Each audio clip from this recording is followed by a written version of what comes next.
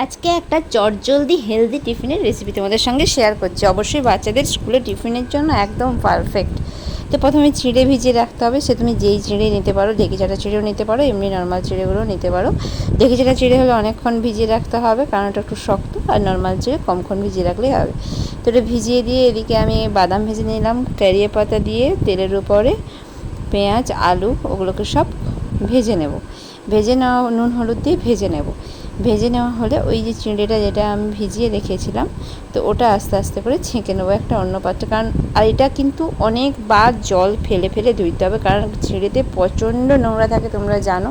তো আলুটা এদিকে ভাজা হয়ে গেছে, তো চিঁড়েগুলোর সাথে মিক্সড করে দিলাম, তার সঙ্গে বাদাম ভাজাগুলোও দিয়ে দিলাম, আর পরিমাণ মতো নুন আর চিনি দিয়ে নেড়ে অল্প আঁচে ঢাকা দিয়ে রাখবো।